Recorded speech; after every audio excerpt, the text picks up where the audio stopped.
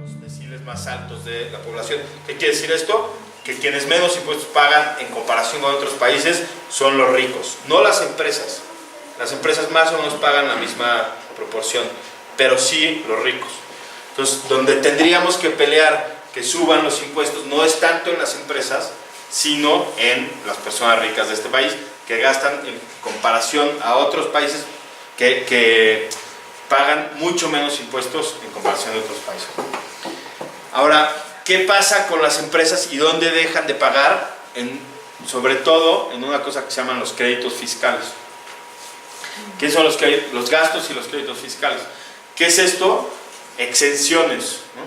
Entonces, por ejemplo, en 2007 y en 2013 hubo un par de programas que perdonaban impuestos a quien lo solicitara, ¿no? Entonces, si yo tenía deudos y tenía multas y tenía problemas para pagar mis impuestos, en 2013 hubo un programa que se llamaba Ponte al Corriente. Iba con el gobierno y le decía, no te puedo pagar, bueno, pues págame tanto y te dejo de cobrar todo lo demás que debes. Entonces, la racionalidad atrás de eso es que para Hacienda es más caro cobrarle a alguien como yo, que no pague sus impuestos, que encontrarme, ¿no? Porque somos un resto los que no pagamos, y entonces buscar a una sola persona puede ser muy complicado.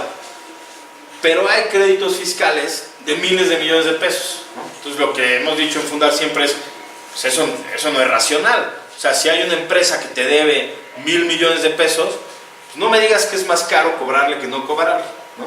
Entonces nosotros llevamos un pleito ya de como 9 años con Hacienda, exigiéndole que nos dé la información de cuáles son las empresas y quiénes son las personas que no pagan impuestos en este país. Pero no lo hemos ganado, y ahora ya nos había dado la razón el INAI, y ahora las empresas, como 70 empresas se ampararon para no dar esa información, para que el SAT no dé esa información. Pero bueno, ahí le seguimos peleando. Y esas son las formas en las que las empresas no pagan impuestos.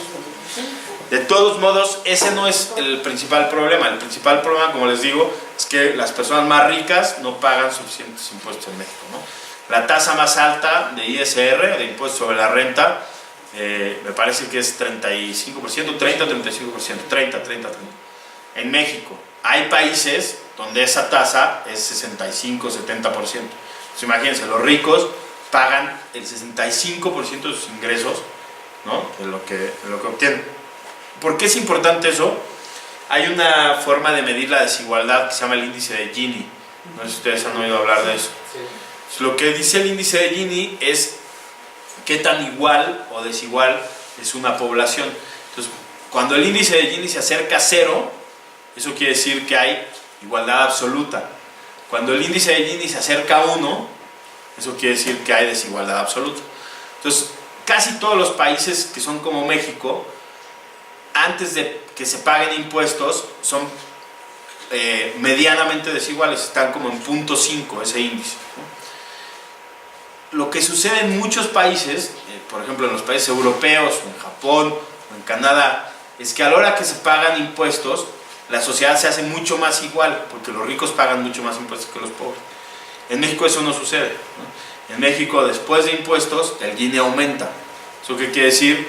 Después de impuestos y transferencias, o sea, después de que el gobierno actúa en la sociedad, se hace más desigual, lo cual pues, es una locura, ¿no? Entonces, por eso es importante que no perdamos de vista que todo esto tiene que ver con la redistribución de los recursos públicos. Una de las funciones principales del presupuesto es cobrarle a los ricos para distribuirle a los pobres, ¿no? Ahora, el contraargumento a esto, que siempre utilizan los ricos, es eso no es posible, o más bien eso es contraproducente, porque los ricos son los que generan la riqueza, ¿no? Y eso no es cierto.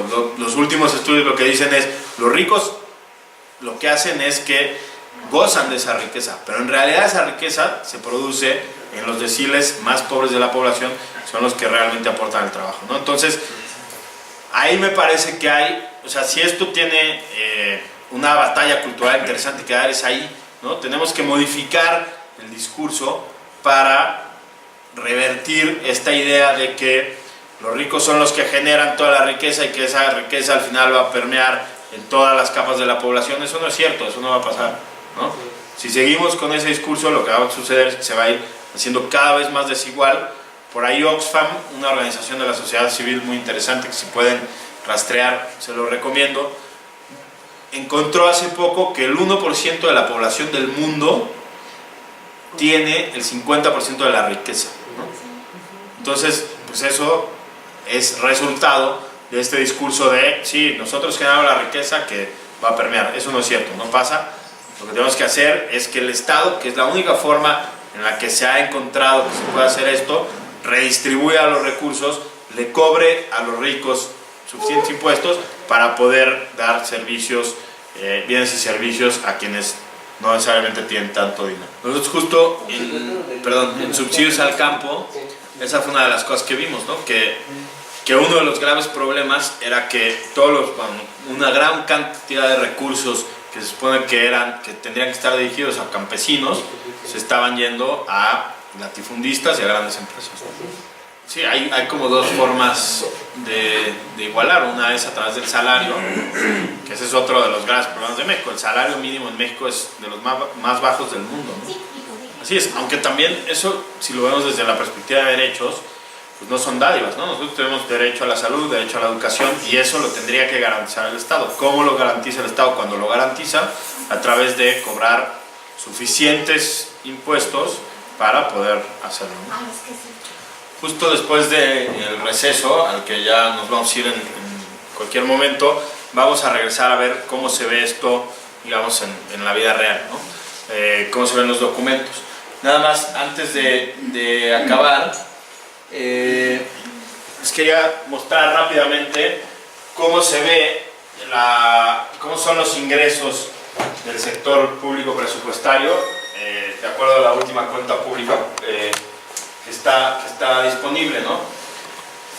Fíjense, en el 2014 el total de los ingresos ordinarios fue de casi 4 millones de pesos.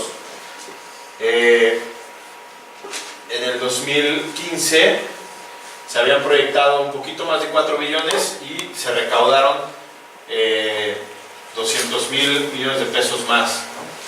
¿De dónde salieron esos? Pues claramente no fue del petróleo, porque miren, los ingresos petroleros se redujeron 32% contra lo que se había recaudado en 2014. De donde se obtuvieron los recursos fue de aquí, de los ingresos tributarios, ¿no? Aquí 27.4% aumentaron. Entonces, esto nomás se los quería mostrar para enseñarles cómo los ingresos petroleros del Estado mexicano están cayendo y se están compensando con ingresos tributarios. Esto no necesariamente es una mala noticia, o no, más bien, esto no sería una mala noticia si se hubiera hecho bien una reforma energética que permitiera a México tener un fondo soberano del petróleo, que le permitiera ahorrar para futuras generaciones los recursos petroleros. Para infraestructura. ¿Mande? Para infraestructura. Para infraestructura, para ahorro para futuras generaciones, etcétera, etcétera. El problema de esto es que esta disminución del 32.6% de los ingresos petroleros se debe a que esta diferencia es una por el precio del petróleo, que sí se cayó, pero otra porque buena parte de los recursos se los van a llevar las empresas extranjeras. Vamos a dejarlo aquí, vamos a tener un receso de, ¿qué horas son? Las 12:13. Si les parece, a las 12:30 regresamos para meternos a los documentos.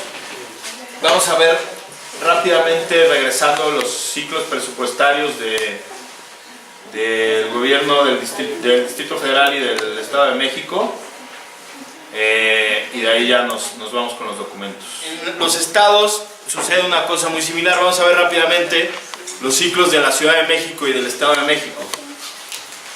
Ahora fíjense, lo que sucede en los estados es que se tienen que esperar a que la Federación apruebe la ley de ingresos y el presupuesto para saber cuánto dinero van a obtener.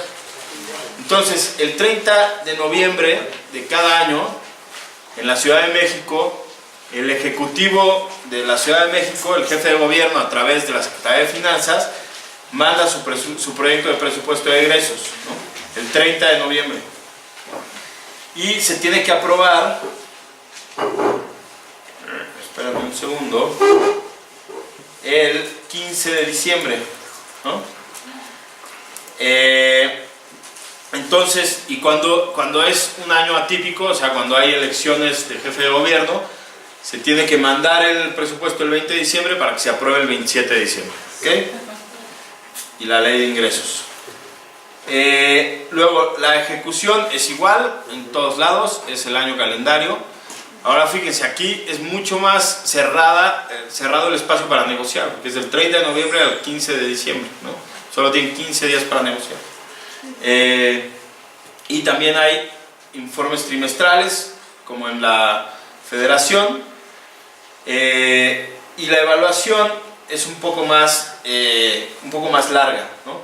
La cuenta pública la tienen que enviar la Secretaría de Finanzas a la Asamblea los primeros 10 días de junio, y la Contraloría hace público su informe a más tardar el 6 de marzo, ¿no?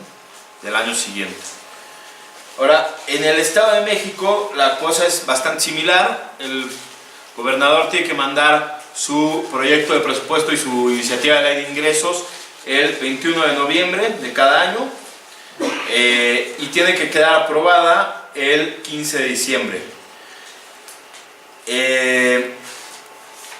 La ejecución es igual, también hay informes trimestrales, y la cuenta pública se presenta más tarde el 30 de abril, y aquí sí el periodo de la Contraloría del Estado de México, que se llama órgano superior de auditoría, es mucho más corto. Órgano superior de fiscalización, perdón. Tiene que entregar su informe el 30 de septiembre del mismo año, ¿ok? Tienen pocos meses para hacerlo. Entonces, ese es el presupuesto, ese es el ciclo presupuestario de la Ciudad de México y del Estado de México. Ahora les quiero enseñar rápidamente, antes de echarnos un clavado a los documentos presupuestarios, una cosa que es bastante útil para entrar a el presupuesto de la Ciudad de México, y ahora les enseño algo similar para el Estado de México. Esto se llama un presupuesto ciudadano. La idea de los presupuestos ciudadanos es hacer un documento, que los gobiernos tienen que hacer un documento lo suficientemente sencillo para que cualquier persona pueda entender de dónde se obtienen los recursos y cómo se gastan, y que se pueda difundir entre la mayor cantidad de gente posible. Esto está en internet, si lo buscan está más o menos fácil de acceder, y este es el presupuesto, el proyecto de presupuesto de la Ciudad de México para 2017, ¿no? Entonces, ¿qué nos dicen aquí? ¿Qué es el proyecto de presupuesto? ¿No? Eso ya lo vimos. ¿Qué es un presupuesto ciudadano? ¿Qué es lo que les acabo de explicar? Y luego, ¿cuáles son los ejes del Programa General de Desarrollo del Distrito Federal para 2013-2018, ¿no? Entonces tenemos que uno es equidad e inclusión social para el desarrollo, otro es gobernabilidad, otro es desarrollo económico, otro es habitabilidad y servicios, y otro es efectividad, rendición de cuentas y combate a la corrupción, ¿no?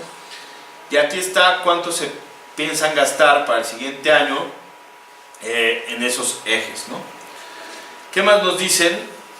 Bueno, que para 2017 tienen un gasto neto total de 191,000 millones de pesos, ¿no? Que eso se va a ir 182,000 a gasto programable, ¿no? Gasto que pueden modificar, que pueden programar, y 8,400 millones a gasto que no pueden programar, como deuda o algunos otros gastos, ¿no?